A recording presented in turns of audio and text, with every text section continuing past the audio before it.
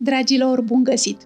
Vă aduc astăzi o rețetă de prăjitură fină și deosebită. Facem prăjitura tosca cu semințe de mac și cremă de vanilie. Mie îmi place să spun despre prăjitura aceasta că e ca în viață. Are și ceva dulce, are și un pic de amărui, are și ceva crocant și ceva cremos, așadar va fi pe gustul tuturor. E deosebit de aspectuoasă și vă asigur că va fi vedeta oricărei mese de sărbătoare, cea către care se vor îndrepta toate privirile și toate mâinile. Haideți să vă arăt rețeta! Vă prezint pe scurt ingredientele, lista lor o găsiți și la descrierea videoclipului, unde puteți să o citiți mai ușor. Prăjitura are 4 straturi, aici sunt ingredientele pentru crema de vanilie, cu ea vom începe pentru că are nevoie de timp de răcire. Mai departe facem un blat cu semințe de mac. Eu am folosit o tavă de 32 de cm lungime, 20 lățime și înaltă de 7 cm. Căutați o tavă apropiată ca dimensiuni. Mai avem 2 straturi, un strat de biscuiți pe care eu i-am trecut prin cafea, puteți să-i treceți și prin compot dacă aveți copii, și o glazură densă de ciocolată neagră sau amăruie. Cum spuneam, începem prin a pregăti crema de vanilie. Punem cele 5 gălbenușuri într-un castron încăpător, 100 de grame de zahăr peste ele,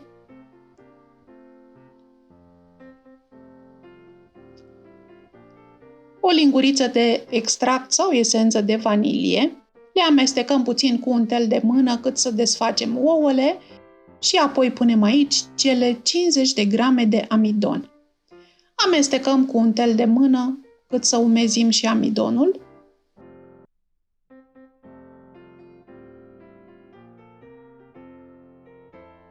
Avem aici 500 de ml de lapte pregătiți pentru cremă. Din cantitatea aceasta punem 50-100 de ml de lapte rece și amestecăm cu telul ca să desfacem eventualele cocoloașe. Nu trebuie să amestecăm foarte mult, ci doar până când ouăle sunt ușor spumate. Restul de lapte îl punem să se încălzească într-o crăticioară.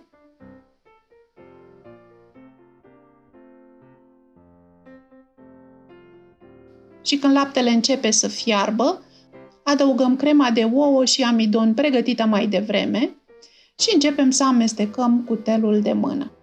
Amestecăm des ca să nu se prindă de fundul cratiței sau să nu se formeze cocoloașe.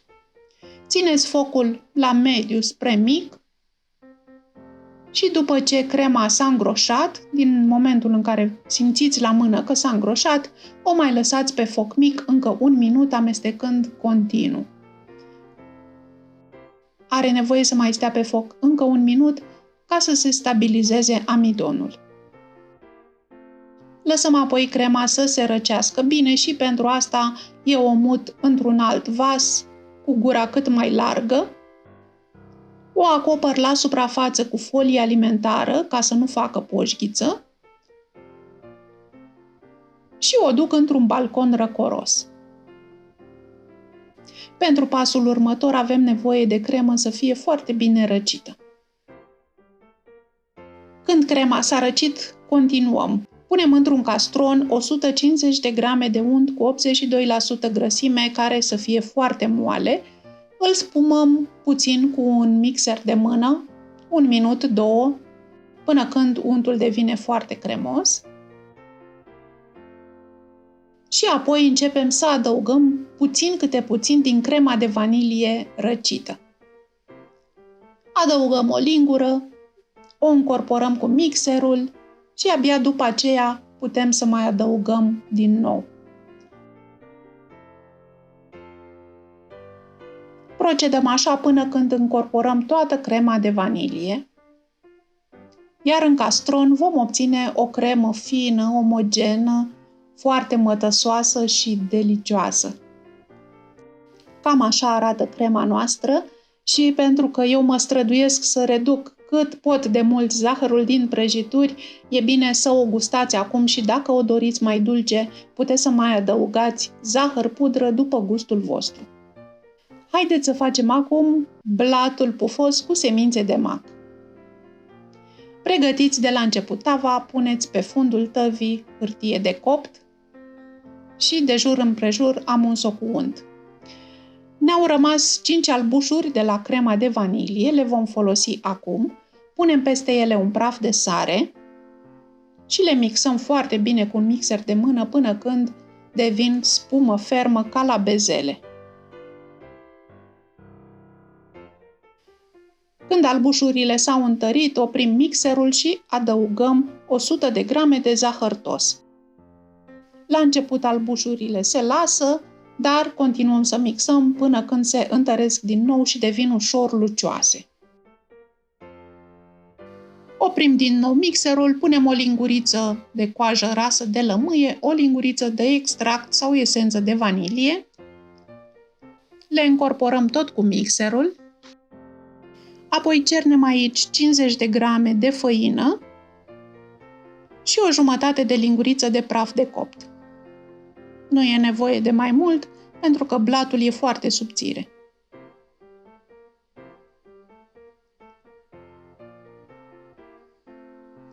Tot acum punem și semințele de mac. Nerâșnite, întregi, 50 de grame de semințe de mac am folosit eu. Și de data asta nu mai folosim mixerul, le încorporăm cu o spatulă sau cu un tel de mână. Ușor, cu mișcări circulare de jos în sus, ca să păstrăm înăuntru tot aerul pe care l-am înglobat în albușuri. Cam așa trebuie să arate compoziția, foarte cremoasă și spumoasă. Punem aluatul în tavă, îl nivelăm bine cu o spatulă și dăm tava la cuptor. Cuptorul trebuie să fie preîncălzit la 175 de grade și coacem blatul 13-15 minute maxim sau până când trece testul cu scobitoarea. Trebuie să fie foarte ușor rumenit la suprafață. Scoatem tava din cuptor, desprindem blatul de tavă cu lama unui cuțit subțire, apoi îl răsturnăm pe un grătar, îndepărtăm hârtia de copt și îl lăsăm să se răcească. Blatul rece îl punem într-o tavă și montăm în jurul lui un inel metalic. Se poate lucra și fără inel metalic, puneți blatul în tava în care l-ați copt și continuați așa cum vă arăt mai departe. Peste blat punem crema de vanilie și unt, pregătită mai devreme, o întindem bine și o nivelăm. Mai departe avem de făcut un strat din biscuiți trecuți prin cafea. Eu am pregătit 200 de ml de cafea în care am pus 20 de ml de rom. Romul pe care vi-l arăt de fiecare dată, cel pe care îl folosesc mereu la prăjituri. Dacă nu aveți rom băutură, puteți folosi esență de rom sau esență de vanilie sau orice altceva vă place. De asemenea, dacă nu vreți să folosiți cafea, puteți să treceți biscuiții prin zeama unui compot, de exemplu, sau prin suc de portocale. Am folosit 200 de grame de biscuiți, i-am trecut prin cafeaua rece și i-am așezat peste crema de vanilie. Dacă e nevoie la capete și nu vă încap biscuiții întregi, tăiați-i la dimensiunea necesară. Peste stratul de biscuiți punem o glazură de ciocolată. Am pus 200 de ml de smântână pentru frișcă cu 32% grăsime să se încălzească și între timp am mărunțit din cuțit 150 de grame de ciocolată amăruie cu 50% cacao. Puteți să folosiți la urma urmei și o ciocolată cu lapte dacă vă place mai mult. Mărunțim ciocolata din cuțit ca să se topească mai repede în smântâna fierbinte. Când smântâna începe să se umfle pe margini, stingem focul, dăm crăticioara deoparte și adăugăm ciocolata mărunțită. Mișcăm puțin crăticioara ca să se așeze acolo bucățelele de ciocolată și o lăsăm așa deoparte timp de 10 minute. După 10 minute amestecăm cu un tel de mână ca să omogenizăm glazura. Apoi o turnăm în tavă peste stratul de biscuiți și o nivelăm.